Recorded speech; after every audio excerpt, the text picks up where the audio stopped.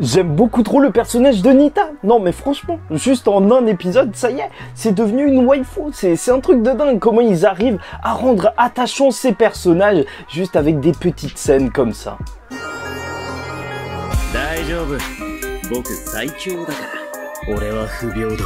Mesdames et messieurs, ici Chaz et on se retrouve aujourd'hui pour la review de l'épisode 22, je crois, de Jujutsu Kaisen. Instinct grégaire, je sais même pas ce que ça veut dire exactement. Bon, bref, normalement, de toute façon, le prochain épisode, c'est Instinct grégaire partie 2. Et est-ce qu'on a besoin de rappeler que l'animation est au top? On va pas le faire chaque semaine, mais c'est vrai que là, les différents plans sur la route, en voiture et tout, ils font extrêmement penser à tout ce qu'on pourrait retrouver dans un film. C'est vraiment excellent. En plus, voilà, ça nous ramène dans ce côté très réaliste qu'essaye d'instaurer Jujutsu Kaisen, c'est ce que je dis depuis longtemps. Mais même, voilà, là tu vois vraiment le quotidien japonais, des gens acheter des onigiri dans des supérettes ou même des clubs sandwich, parce que vous savez très bien que les Japonais kiffent les clubs sandwich. Donc voilà, c'est un petit peu un truc typiquement japonais et en plus on a une visite d'un collège, d'une ville d'un pont, enfin vraiment tout ça, ça fait un petit peu slice of life, mais surtout ça fait beaucoup enquête et c'est là où vraiment cet épisode il excelle et je ne m'y attendais pas du tout, même en ayant lu les scans, en voyant cette partie en épisode, ça donne carrément envie de voir un animé, un spin-off juste sur les enquêtes des Jujutsu et ce serait super cool. Franchement, Nita, personnage introduit magnifiquement, hein, franchement, elle est attachante dès qu'on la voit, alors elle fait mais carrément taf, t'as carrément envie de la suivre dans ses aventures. Elle a justement enquêté sur ces meurtres qui sont faits par des fléaux et donc liés à des portes qui s'ouvrent et qui se ferment, et ça se voit qu'elle est vraiment douée dans ce qu'elle fait. Elle fait attention à préserver les gens, c'est vraiment un métier dont on arrive à saisir toute la complexité juste en un épisode et c'est là où le scénario est vraiment efficace. Bon, d'ailleurs n'hésitez pas à vous abonner si vous êtes fan de Jujutsu Kaisen. La vidéo sur Gojo, la première est prête, franchement il va y en avoir plusieurs parce que je kiffe Gojo et voilà, on parle de Jujutsu chaque semaine là et ça va être dur quand ça va s'arrêter, vous inquiétez pas, il y aura des vidéos sans spoil pour les anime only. Bon bref, et son rôle d'assistante c'est aussi de mettre des rideaux pour que justement la population ne soit pas au courant de ce qui se passe en réalité. Et d'ailleurs, revoir le trio tous ensemble là, mais quel plaisir voir Nobara, Megumi et Yuji, parce que c'est vrai, on n'a pas vraiment l'occasion de les voir tout le temps, même s'ils sont très attachants, bah les voir ensemble là, ça crée une vraie dynamique de groupe qui marche extrêmement bien. Nobara et Yuji sont complètement dingos. Quand ils sont ensemble, ils sont inarrêtables et ça donne juste envie de les calmer un petit peu. Franchement, c'est vraiment cool de les voir ensemble, surtout quand ils sont là à taquiner un peu Megumi, parce que oui, même si eux ils se font vraiment respecter, ils imposent une certaine aura, les collégiens auxquels ils vont faire face, ils vont surtout avoir peur de Megumi. Pourquoi? Parce que Megumi était un thug dans le passé et ça c'est vraiment étonnant de la part de Megumi et c'est là que l'épisode il va être vraiment intéressant, c'est qu'on va avoir aussi toute une explication sur le passé plus ou moins de Megumi et ça sans flashback. C'est pour ça que c'est vraiment très fort parce que voilà, c'est au travers de l'enquête où il va recroiser justement des endroits.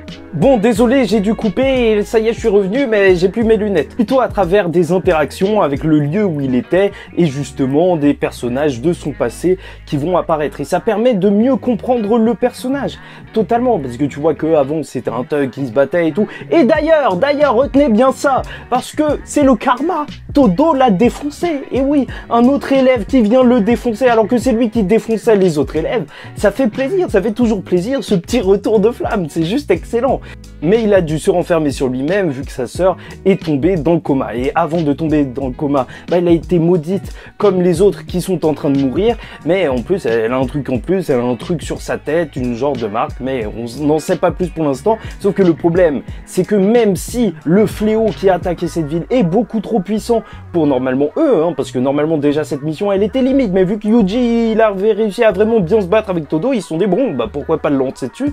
Mais là la mission elle est très compliquée, normalement il devrait pas être là. Des classes 2 n'ont rien à faire ici et même il faudrait appeler des gens vraiment supérieurs. Gojo est pas là d'ailleurs, voilà, à chaque fois qu'on parle de gens plus forts et plus compétents on est obligé de parler de Gojo. C'est vraiment incroyable comment ce mec surclasse le game. Heureusement qu'il est pas là, il aurait terminé cet arc en 2 secondes.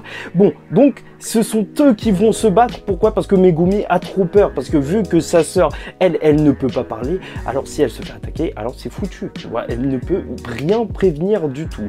Donc il veut affronter le fléau, sauf qu'il ne veut pas emmener ses amis, et c'est là qu'on voit le caractère renfermé de Megumi. Et c'est en comprenant un petit peu qu'il y a une sorte de rituel, passer sous le pont la nuit et traverser la rivière, que j'ai vraiment apprécié à travers cette idée de rentrer dans un genre de territoire, enfin juste de rencontrer le fléau en passant une rivière, c'est qu'il y avait toute une idée occulte en faisant un genre de rituel. Ça c'était franchement cool. Il va se faire griller par Yuji et Nobara qui se sont pas laissés berner, non non non, ils sont là pour l'aider et il faut qu'il apprenne à leur faire un peu plus confiance, et c'est là qu'il a révélé toute l'histoire de sa sœur, et c'est un grand développement pour le personnage qui se confie sur quelque chose d'énorme alors qu'il n'est pas du genre à trop parler, et ils vont se retrouver face à un fléau taupe bizarre qui a pas l'air si puissant que ça en somme, mais bon, vu sa technique à distance et tout, il doit être très fort. Mais le vrai problème, c'est que Mahito, il est avec les embryons maudits, enfin ces petites reliques de classe S. D'ailleurs Geto il nous explique que ces reliques justement,